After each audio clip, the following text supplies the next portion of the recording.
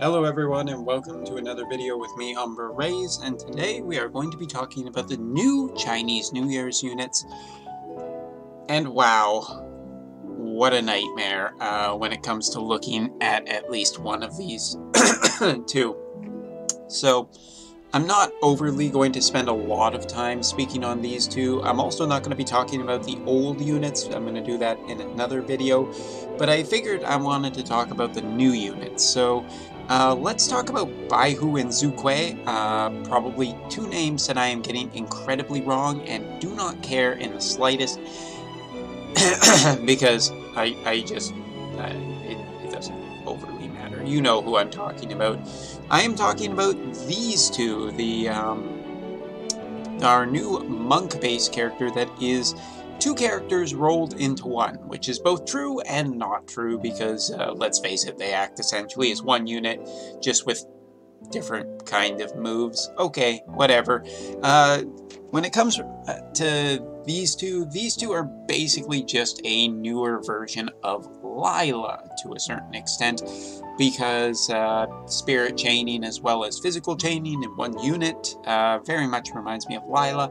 However, it should be noted that this is a much better unit than Lila. So looking at TMR, Saint's Aura, increase HP and MP by 10%, attack and spirit by 30%, increase limit burst 2 per turn, and cast Saint's Aura every turn. Perfectly fine. I think it's fine. You know, there's nothing bad here. It's pretty middle of the row, though. It's not overly a high amount of stats on here. Like, it is, but it's so spread out that, you know, normally you just kind of want more even one unless you're hitting the max, in which case I guess it's fine to be using this, but I don't think that this TMR is particularly exciting, and also I say the same kind of for the Super TMR. 90 attack, 155 spirit, 10% HP and MP, auto refresh. It's perfectly fine, the Celestial Bandages as a Super TMR, but it's also not incredibly exciting. Thinking on the JP side, I can not think of any units that really would take advantage of this into the future. Of course, Global may have some more Spirit Chainers into the future, but I wouldn't count on it, and a Fist is kind of a weird weapon. So this is good for this unit. I'm just not convinced that it's really that great for any other unit, unless I'm forgetting one. But hey, I guess if you're going to go all in on this unit, best of luck, because the banners can be not so kind. Looking at stat-wise, 204 base attack, 204 base spirit, pretty even there, and an extra 50 points put into the main stats. This is, again, you know, good. I mean, definitely not pushing the highest of spirits or the lowest of spirits or attacks. The stats are perfectly acceptable. Again, I think the limiting thing here, especially when door pots come, for those of you on the global side who are not aware what a door pot is, door pots allow you to put an extra amount of stat pots into your unit. The problem is that you can only put half of the total amount. So if the 50 points is what you can put in for attack, then the most you can put in extra is an extra 25 for this unit. So that is a limiting thing. Like, total stat wise, this unit is not going to get any better, so it's going to rely really on passives, and there are some strong spirit chainers on the JP side into the future, so this is, I don't know, it feels a little tough to overly recommend that. Equipment wise, swords, daggers, maces, fists, staffs, good enough. You know, as well as some other stuff. I think it's fine. The big thing for me is looking at this kit. Like, or well, no, let's talk Limit Burst. Limit Burst is a maxed out 7-star, 30 Limit Burst crystals for a magic damage at a 17.9 times modifier with the spirit scaling. Physical damage as well of a 13.9, increase attack and spirit 180% for 5 turns. Really strong Limit Burst. Passives in their kit, lots of different passes. Natural dual wielding is great.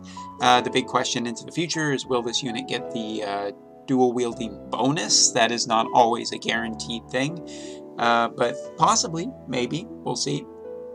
Way of the Fist, Saint's Mastery, physical evasion, you know, lots of good stuff, increased modifiers into level 120.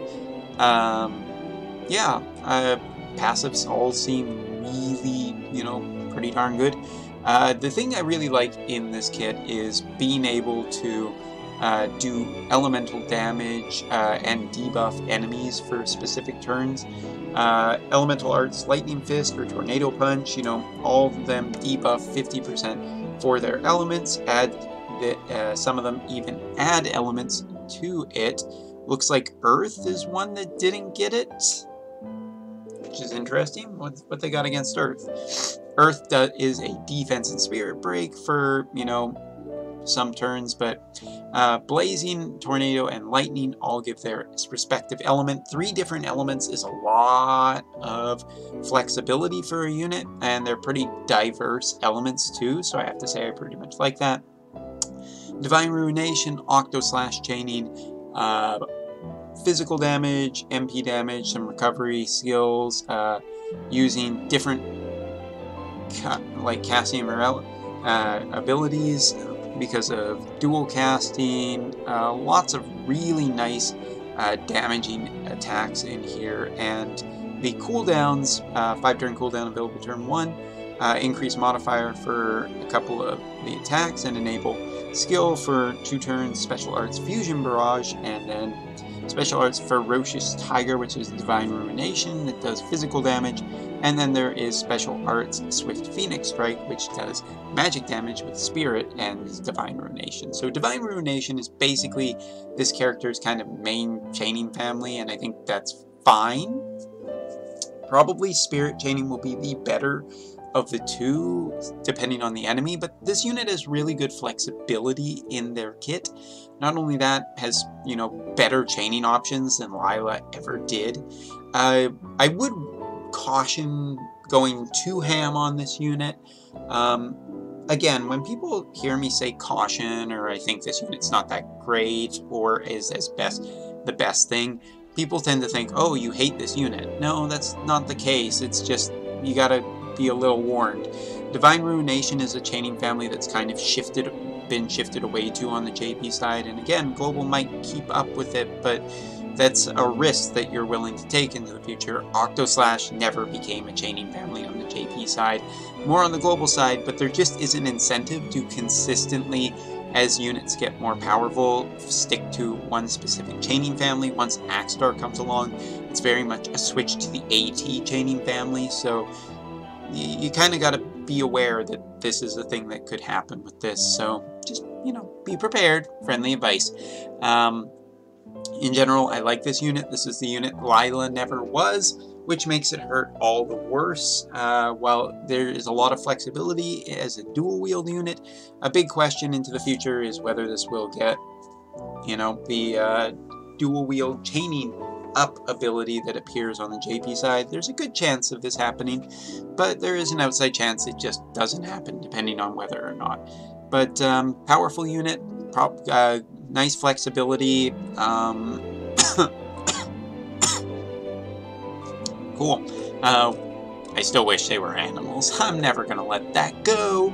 Anyway, so yeah, that's not the real unit I am worried about talking about. I am actually worried about talking about Quinn, or Kin, or Quinoa. I don't really care. But Kin is one unit that, looking at Kin, I am at a loss. For one thing, I don't want to talk about Kin's moves because we're going to be here all day. Obviously, Kin's big thing is he is a particularly very, very, very strong bard. In terms of bards out there, yeah, this is definitely a much better bard. Is a bard better than buffers? I'm going to hard say no on this one. This is preemptive of seeing other people test. Obviously, I just can't test. I didn't get any Kins with whatever resources I did have, so sucks to be me. But Kin is just not a unit that I am overly excited about as a term to the buffers. Being able to flat out not use or just have control of a unit can be a really big thing. Being locked into something for so many turns, regardless of necessarily what the effects are, is just not very exciting. Exquisite Hairpiece is obviously something everybody's freaking out about because it's basically, you know, a Magic True Dual Hand Gloves, which my big problem here is that Magic True Dual Hand came and went very quickly on the JP side, so super hard to recommend, but for the moment, given the unstackability of stuff on the global side, this is probably something a lot of people want, so I'm not going to poo-poo too much. Fifth Nirvana, High Magic Harp, which is really good for Lunara, but also not super great for Lunara, because she gets, I think, better bonuses, offensive bonuses with bows, and she's not much of a support unit, so this harp, again, harps are just a really kind of tough sell. They don't have a ton of great units, and this is a magic-based one, which goes against what most harp users would want, which is spirit, so yeah, this is probably exclusively good for Kin, and again, I'm not super crazy about going on it, too hard on it, but magic and spirit are this unit's big things. Defense is pretty low, most stats being put into magic, which is a little worrying. Normally a support unit, you're not interested in them offensively. Obviously, Kin is a little different with Kin's kit, but if the enemy is super offensive, the idea that the worst thing that can happen with any support unit is the support unit dies and can't be able to support the following turn. Kin dying is a potential with a not super great defense, doesn't look like a huge amount of HP, and spirit-wise is not the specialized stat either, so an offensive bard is a little bit, feels defensively weak, and really, you just want your bard to be consistently surviving more than anything. Really, it depends how people build this unit. Obviously, you can probably build more, but then you're shortcutting some of the offensive capabilities, maybe, which seems to be the big thing here, as you want magic, but yeah, I'm not super crazy about the way stats are on Kin without having seen Kin in action, so please note that. This is all preemptive and just speculative. Piercing of 1,000,000 needles, the limit burst, instant KO 50% or magic damage 20 times to all enemies, increase 130% stats for 4 turns to all allies.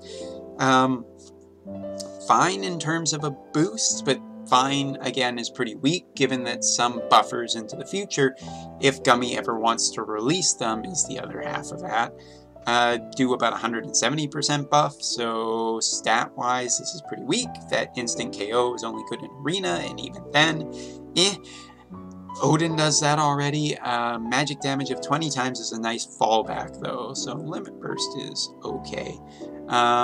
Passive-wise, just stat passives, all of them seem good, but again, not the highest spirit, and unfortunately not able to put a ton extra into spirit or defense, so survivability is questionable until I see otherwise. Is there an upgrade to the Limit Burst that I just can't see? It's listed here, but I don't see... Oh, never mind, I did say the upgraded Limit Burst. The only upgrade is an extra 10% in stats and some extra magic damage. Oh, and 50% chance instead of 30% chance. Okay. Meh. Is how I feel about that. A chance to ignore a fatal percent 100% when HP is above 40. That might be the saving grace, but into the future, enemies hit so many times in a turn that guts doesn't necessarily matter. So I guess we'll see. We'll see is kind of the outcome. Now, Kin's Kits is basically a recasting of many abilities over multiple turns that can, decrease resistance to elements to allies or enemies while increasing to allies for one turn, and then on the next turn cast something, stronger. So it's an idea of building these buffs, right? And Also, after 4 turns, enabling some special abilities such as Butterfly Dance for allies for use of a single turn. And these things are basically give chaining abilities, magic chaining damages, to all enemies that are either Chaos Wave, Octoslash, AT, or Divine Ruination, or AR chaining. Now, while these chainings are really good to have on all of your allies, maybe not necessarily the good, because it very much requires you to have a magic-based team, as they are all magic-based chaining damage, which requires an all-mage team, and an all-mage team is harder to gear. Not only that, but while it sounds like absolutely nice, the idea of having just chaining on all your units, doesn't mean you can necessarily use chaining. And the other thing is, you have to be very specific with your timing, as it looks like the abilities only lock or cast at, basically the way these read is that they auto cast after 3 turns, meaning that you have to have a fair amount of foresight that you're going to be able to pull this off and be able to do the chaining with the units. And that's not always the case. That's just not. Things go wrong in trials. Things go wrong in other things too. So I'm not super crazy about it, even though there are a lot of things that happen here. The problem with bards has always been kind of a general, you know, how to say this. The problem that bards have always had is that while they're always locked down, and the only way to do that is to kill them. The worst thing for a while was bards could just be dispelled, and then they are locked into it, and they're not doing anything, and then everything's bad. But here you still kind of have that original problem.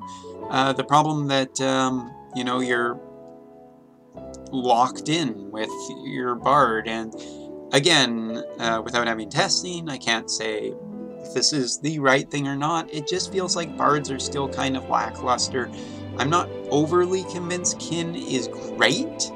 Let's put it that way. I think that Kin is definitely really, you know, really good to some extent, especially on a mage team more than anything. But if you're not running a mage team, and if the enemy isn't like magic damageable, then Kin doesn't feel overly superly great supportive wise. You could probably do better just with CG Nickel or any of the really great buffers that are already out there. But if you're interested in mages, then maybe this is the right thing for you. Other than that, I would say probably the chain damage dealers are probably a more safe bet if you're looking to invest in something.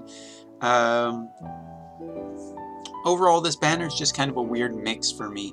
It's for new characters. Kin is going to be really weird, because trying to set up a whole bunch of mages for a new account is not the easiest thing. And I do think that Bai Hu, it might be actually pretty good as a starter unit, but it's a weird place to start, to say the least. So I'm putting a cautious asterisk on these.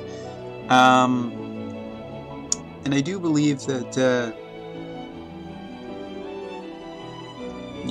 I think that the old one is only 5 stars from the, only the old 5 stars, so Chao, Aang, and Yun, whereas here it's very much just the 2 new units and off banners, and we all know how off banners feels.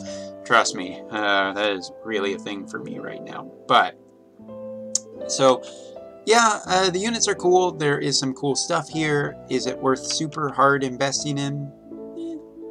Probably. If you want to skip this one, you're pretty safe too. If you're just looking for Kin for the TMR, get one, or maybe use a blank Moogle container here and pass. But yeah, Bai Hu, the Lifa or the Lila we never got. Anyway, that's all for now. See you next time when I talk about the old units, but for tonight, that's it for me. See ya.